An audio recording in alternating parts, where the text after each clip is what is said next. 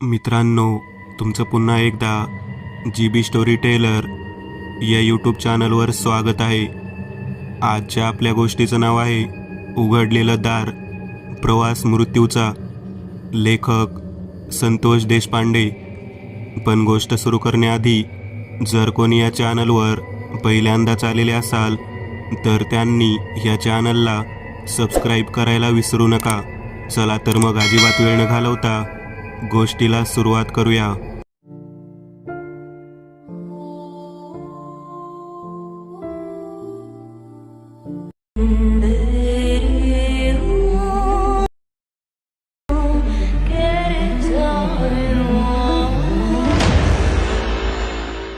गॅलरीतून कोणीतरी अचानक गेलेलं मला सावलीमधून जाणवलं. मी ईशाला उठवलं. ईशा म्हणाली, काय ग, तू रात्री अपरात्री अशा पद्धतीने उठतेस? तेव्हा मी तिला म्हणाले, अगं ग्रिलमध्ये पहा ना, कोणीतरी आत निघून गेलेलं दिसतं.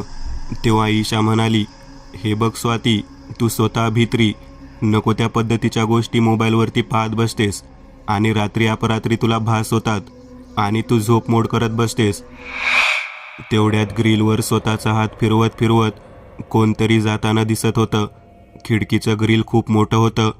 मोठी खिडकी होती आणि स्पष्ट जाणवत होतं. बाहेरच्या खांबावरच्या लाईटमधून जो येणारा प्रकाश होता त्या प्रकाशामध्ये त्या प्रकारची सावली स्पष्ट दिसत होती. ईशा, नीट पहा ना. तेव्हा ईशा उठली आणि ती पाहू लागली. ती म्हणाली, कोणतरी आलं आहे, नक्कीच कोणीतरी आलं आहे. तेवढ्या दारावरती थाप वाजू लागली. कोणीतरी कडी वाजवत होतं. आता मात्र ईशा आणि मला काय करावं समजेना. कोण आहे तिकडे, कोण आहे? ईशा ओरडत होती. मी एक पाऊल पुढे जाऊन दरवाजा उघडण्याच्या बेतामध्ये होते. तेवढ्यात ईशा म्हणाली, नको, जोपर्यंत कोण आहे हे सांगत नाही तोपर्यंत दरवाजा उघडायला नको. तेव्हा पुन्हा एकदा दरवाजावर वाजलेला आवाज ऐकू आला. मी दरवाजाजवळ जाऊन पोहोचणार तेवढ्यात ईशा म्हणाली, नको ना, उघडू नकोस दरवाजा, कोण आहे ते सांगू दे. मी दरवाजाजवळ पोहोचले आणि म्हणाले, कोण आहे बाहेर? कोणाला आहे? नाव सांग, त्याशिवाय दार नाही उघडणार.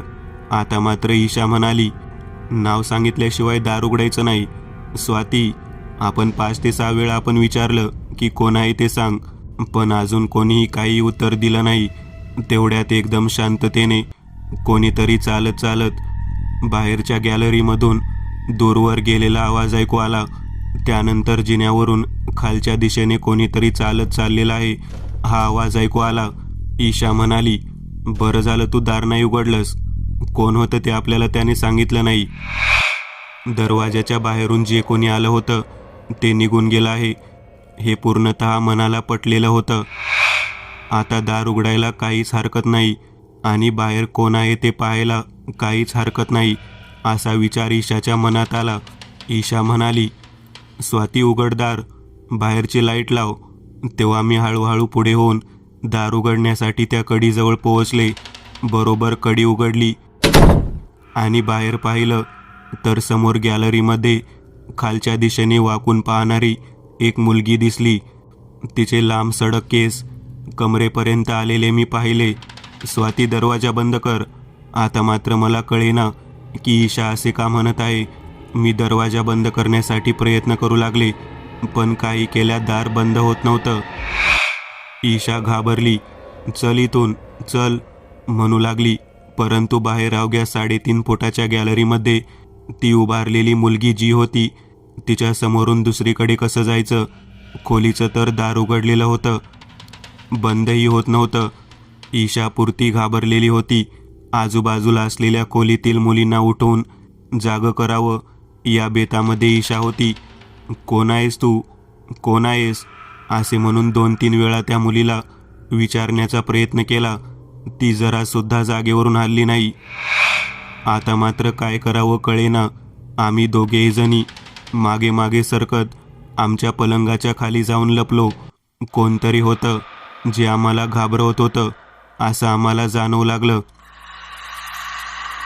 ती मुलगी उघडलेल्या त्या दाराच्या उंबऱ्यापर्यंत आलेली सावली आम्हाला स्पष्ट दिसली.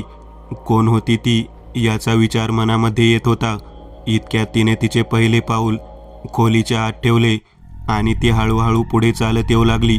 बाहेरच्या लाईटच्या खांबावरच्या प्रकाशाच्या झोतामुळे तिची सावली पूर्णतः खोलीच्या आत येत आहे हे आम्हाला जाणवू लागलेलं होतं. पलंगाच्या बाजूला असलेला टेबल, त्या टेबलजवळ असणारी खुर्ची आणि बाजूला असलेला तो स्टूल या गोष्टींचा अडसर असल्यामुळे ती आमच्यापर्यंत सहजासहजी पोहोचेल असे वाटले नव्हते.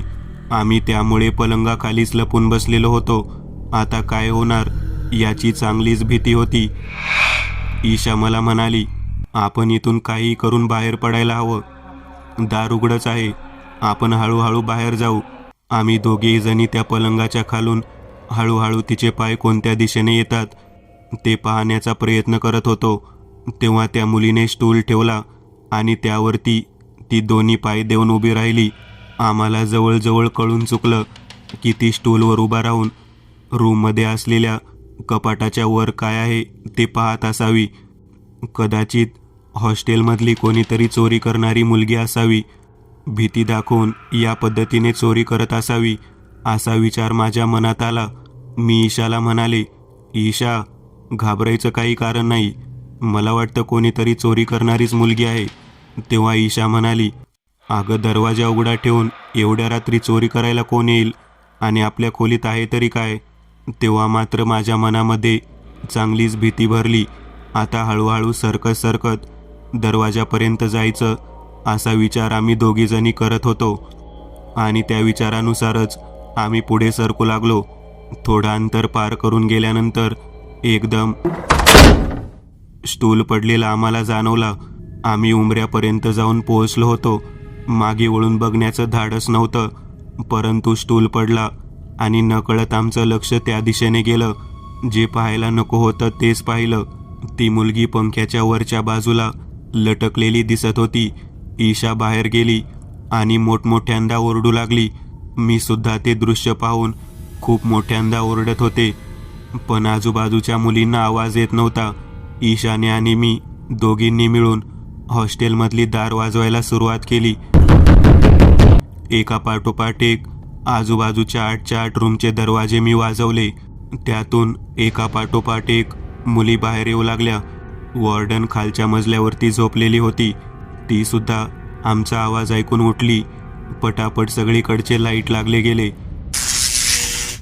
आता मात्र काय करावे कळत नव्हतं. आम्ही घाबरून आमचा श्वासोच्छ्वास जोरामध्ये घेत होतो. तेवढ्यात बाजूच्या रूममधली रमा आमच्या जवळ आली. आम्हाला म्हणाली, काय झालं, का ओरडत आहे, कुठे काय पाहिलं तुम्ही. आम्ही आमच्या खोलीच्या दरवाजाकडे बोट दाखवून आत पाहण्यासाठी सांगितलं आणि तेवढ्यात वॉर्डन वरच्या बाजूला आली आणि ती खिडकीतून आत पाहण्याचा प्रयत्न करू लागली. त्याच वेळेला सर्वत्र अंधार झाला. कोणाचा कोणाला काहीच पत्ता लागेना. सर्वत्र अंधार. त्याच वेळेला बाजूच्या रूममधून मुलींचा ओरडलेला आवाज ऐकू येऊ लागला. बाजूच्या खोलीचं दार उघडून मुली बाहेर आलेल्या होत्या, परंतु मुलींच्या बाजूच्या खोलीमधून येणारा आवाज ऐकल्यानंतर वॉर्डनसह आम्ही सर्वजण चांगल्याच घाबरलो. वॉर्डन म्हणाली, खालच्या दिशेने चला, मोबाईलच्या बॅटरी लावा. आम्ही खालच्या दिशेने जाण्याचा प्रयत्न करत होतो. तेवढ्यात रमा म्हणाली, पण बाजूच्या खोलीतल्या मुली का ओरडत आहे ते तरी पाहायला हवं.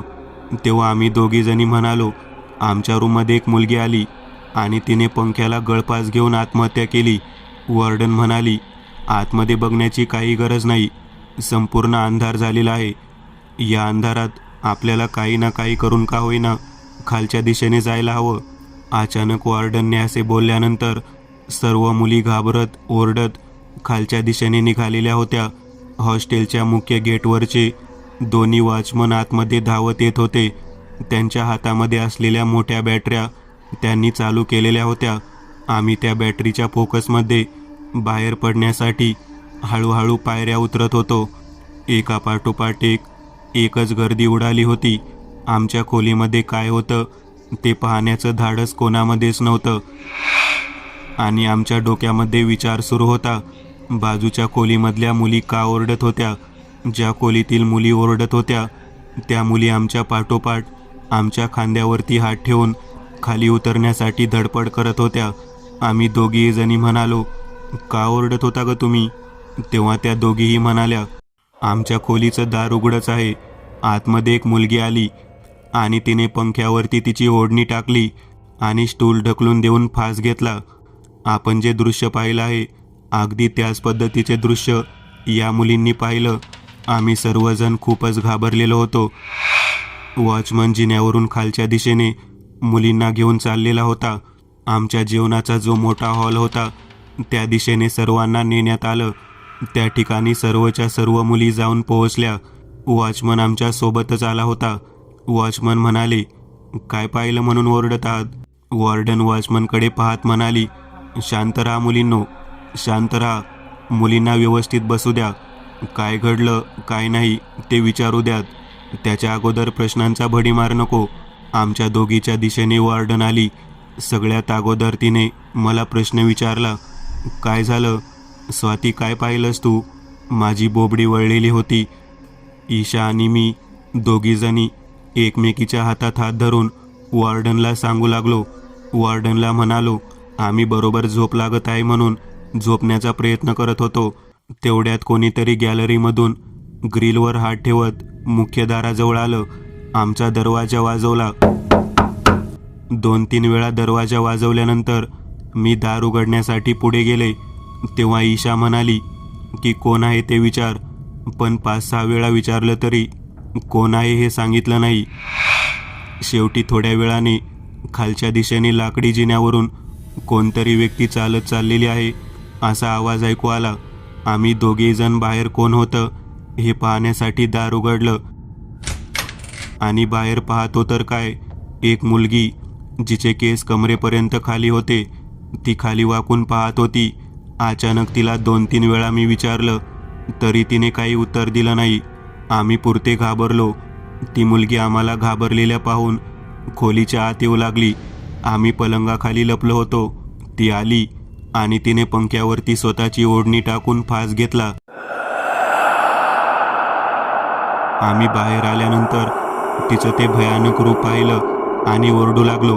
यात एक महत्त्वाची गोष्ट आम्हाला जाणवली, ती म्हणजे ती गॅलरीत असताना मी दरवाजा लावण्याचा खूप प्रयत्न केला, परंतु दार उघडलेलंच होतं. दार अजिबात लागलं जात नव्हतं. आम्ही जो प्रसंग सांगितला अगदी तसाच प्रसंग बाजूच्या रूममध्ये असलेल्या मुलींनी सांगायला सुरुवात केली. रमा म्हणाली, मला सुद्धा तिने पाहण्यासाठी बोलावलं होतं, परंतु तोपर्यंत तुम्ही आलात आणि लाईट गेली. तेव्हा आम्ही वॉर्डन मॅडमला विचारलं, तुम्ही काय पाहिलं? तेव्हा वॉर्डन मॅडम म्हणाली, तिचे थरथरणारे पाय मला फक्त दिसले, त्यामुळेच मी चांगलीच घाबरली. मी जर ओरडले असते तर तुम्ही सगळ्याजणी घाबरून इकडे तिकडे पळाला असता. त्यामुळे मी न घाबरता तुम्हाला खालच्या दिशेने घेऊन आले. हा प्रकार खूपच वेगळा आहे.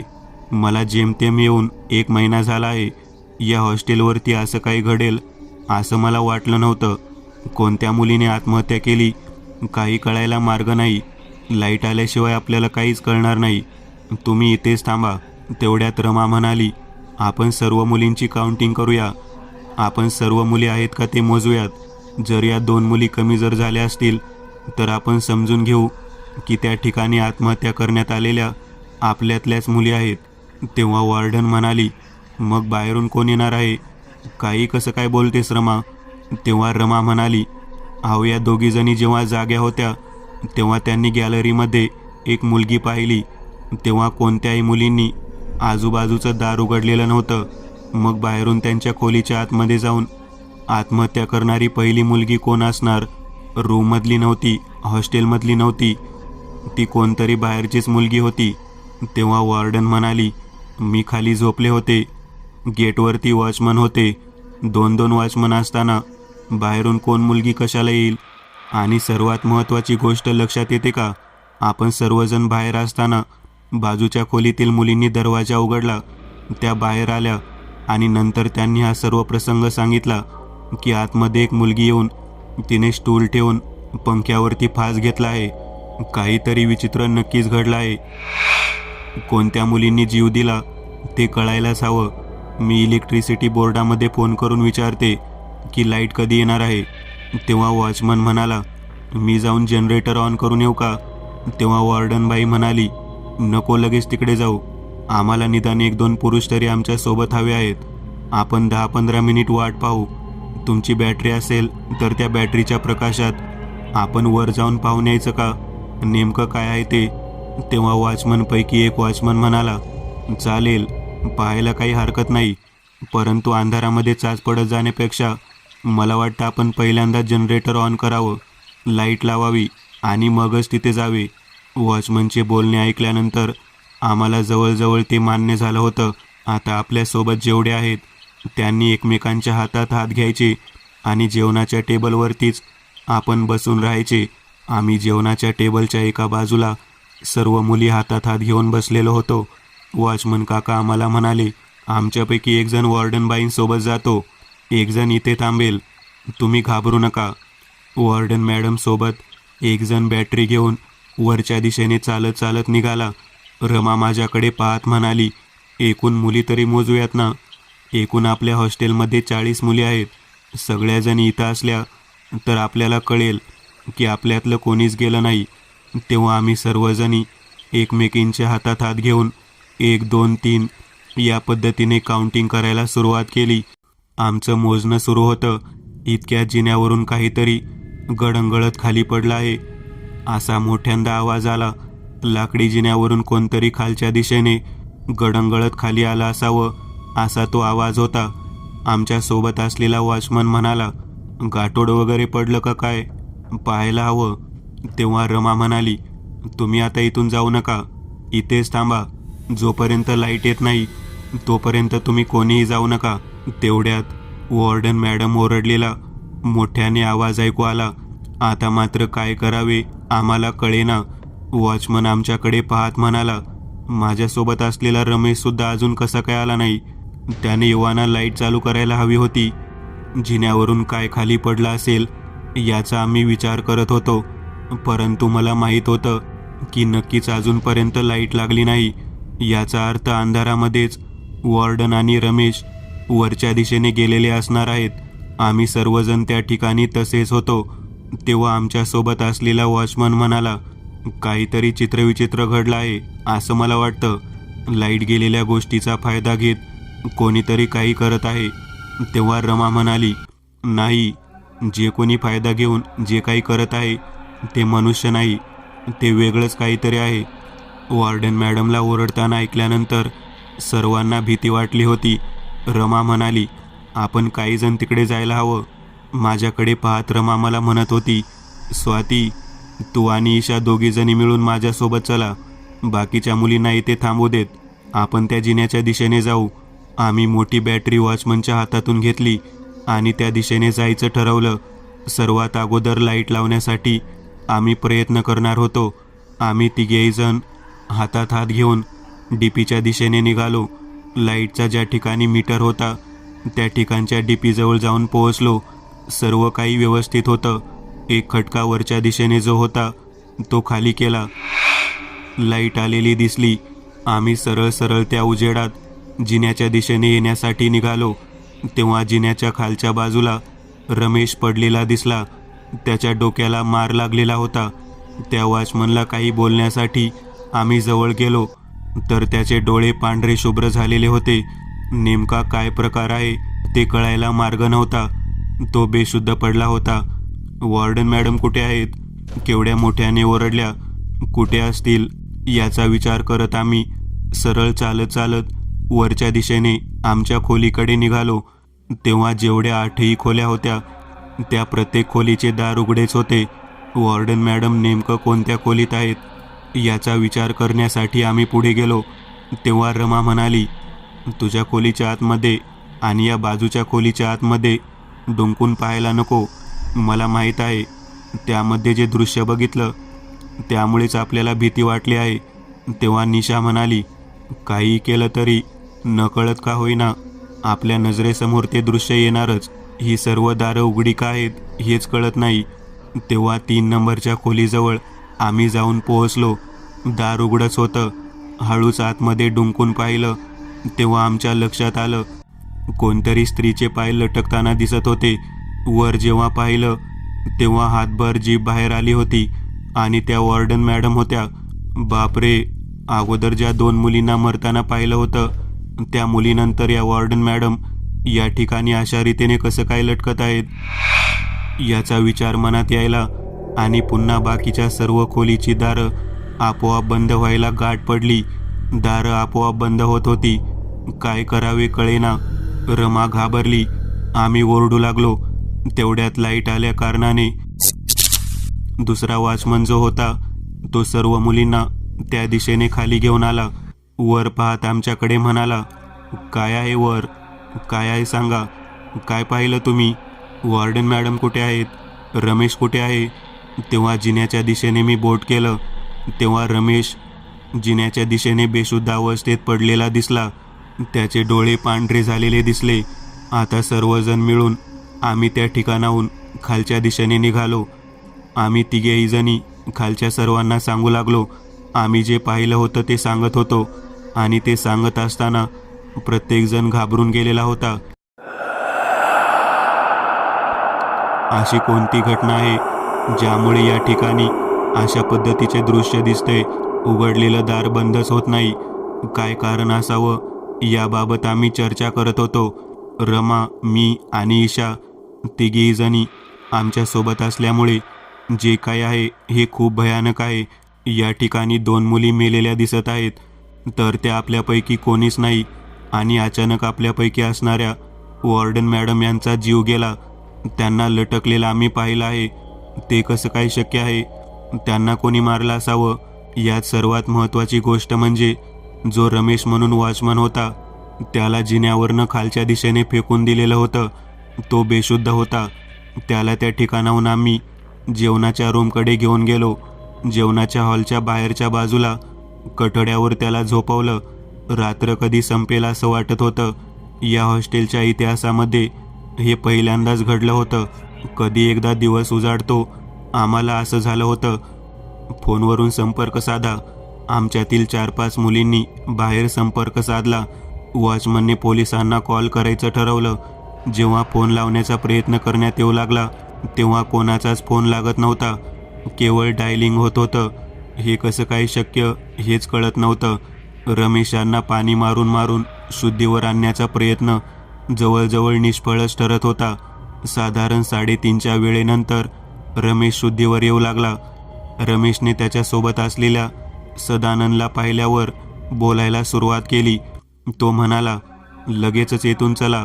येथे नका थांबू. बाहेर पडा या हॉस्टेलमधून. बाहेर पडा. सर्व दरवाजे बंद करा. दरवाजा कोणीही उघडू नका. जर दरवाजा उघडला तर खेळ खल्लास. मी मॅडमना सांगत होतो परंतु मॅडमने ऐकलं नाही. तेव्हा सदानंद रमेशला म्हणाला, काय पाहिलं आहेस तू? तेव्हा रमेश म्हणाला, जिन्याच्या पहिल्या पायरीच्या लाकडी फळीच्या खाली जो लाकडी जिना आहे त्याच्या खाली. सारखं तो तेच बोलू लागला. त्याला पुढे काही सांगता येत नव्हतं.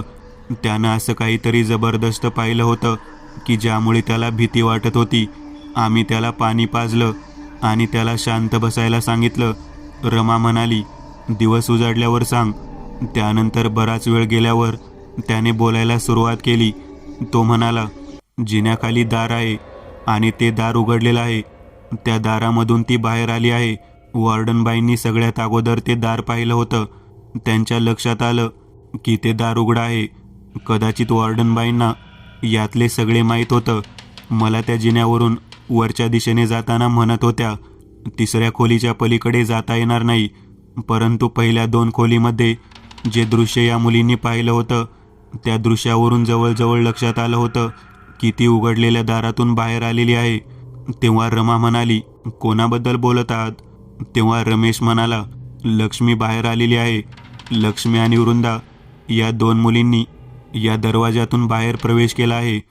ते दार दाखवल्यानंतर ते उघडलेलं दार आम्ही बंद करायचा प्रयत्न करू लागलो. सर्वात अगोदर सदानंदने त्याला हात लावला आणि ते बंद करण्यासाठी प्रयत्न करू लागला. दरवाजा सर्व ताकदीनिशी बंद करण्याचा प्रयत्न केला. तेवढ्याच ताकदीने तो दरवाजा उघडला गेला आणि त्या दाराच्या तक्त्याने तो दूरवर फेकला गेला.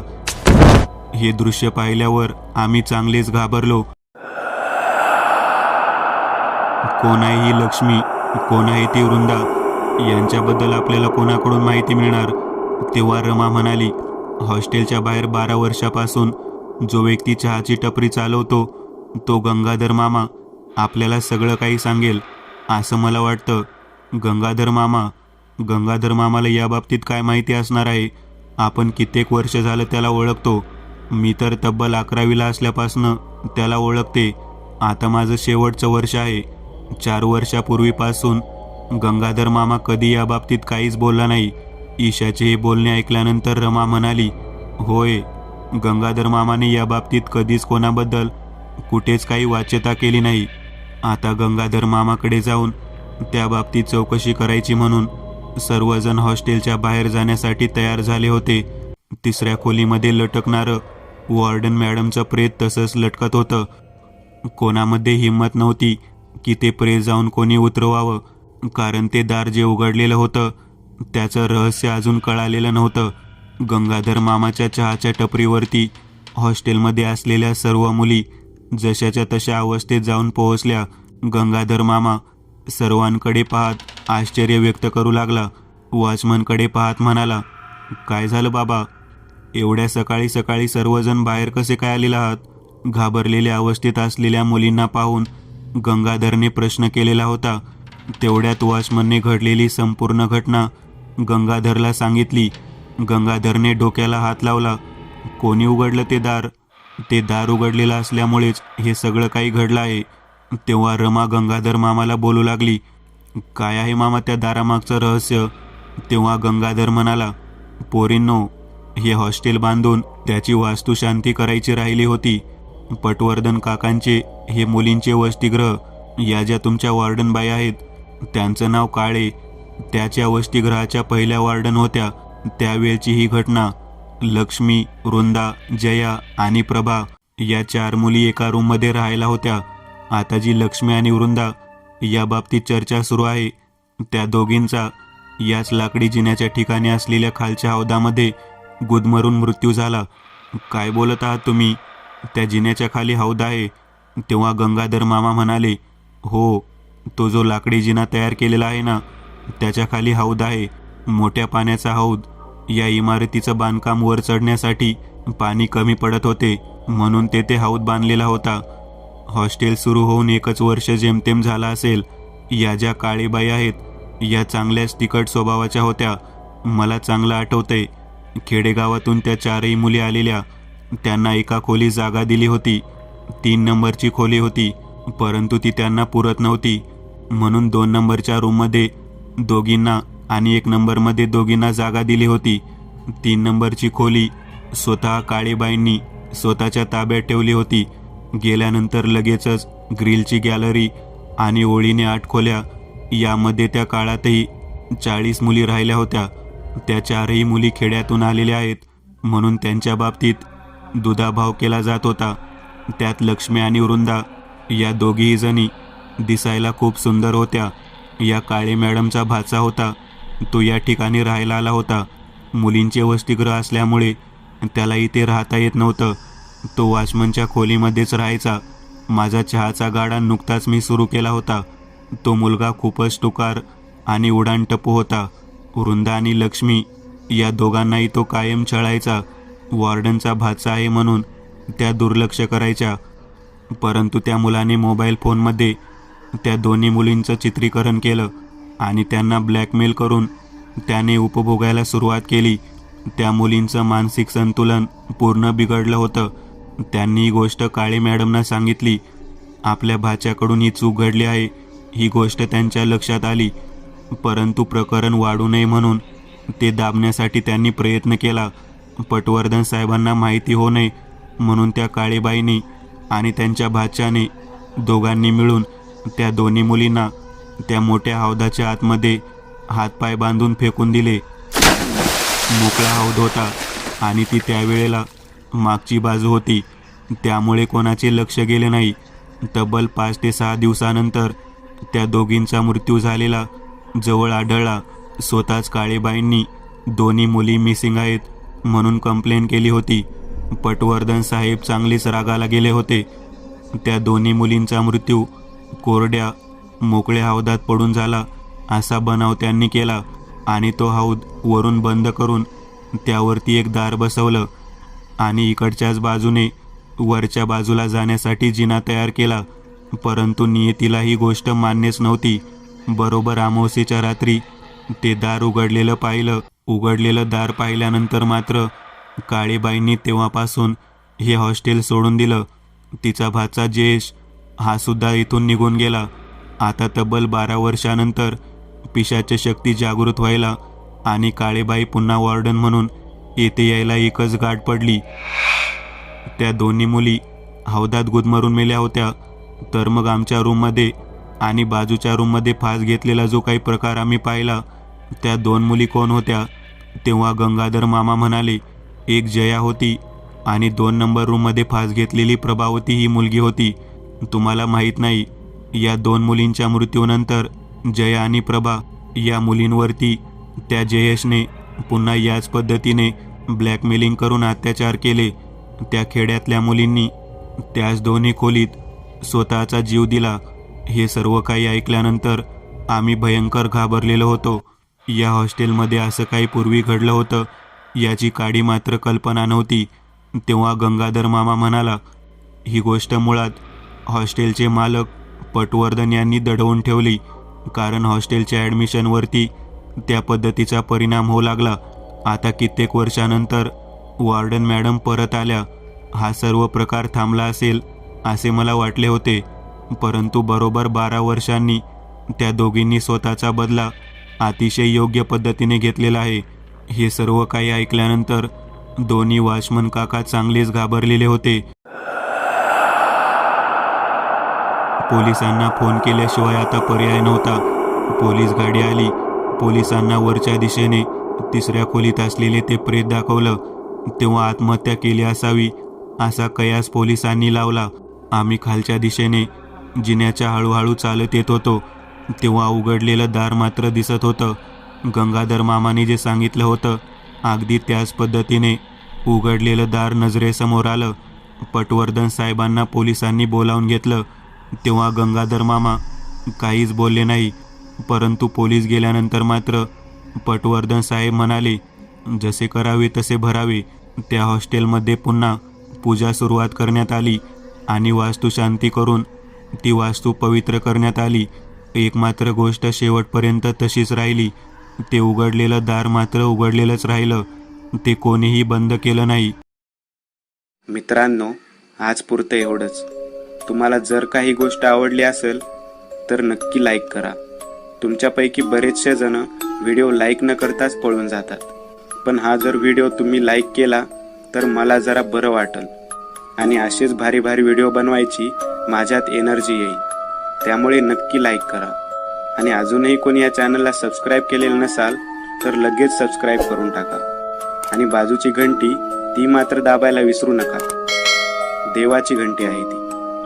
चला तर मग पुन्हा भेटूया अशीच एक आगळी वेगळी गोष्ट घेऊन पुढच्या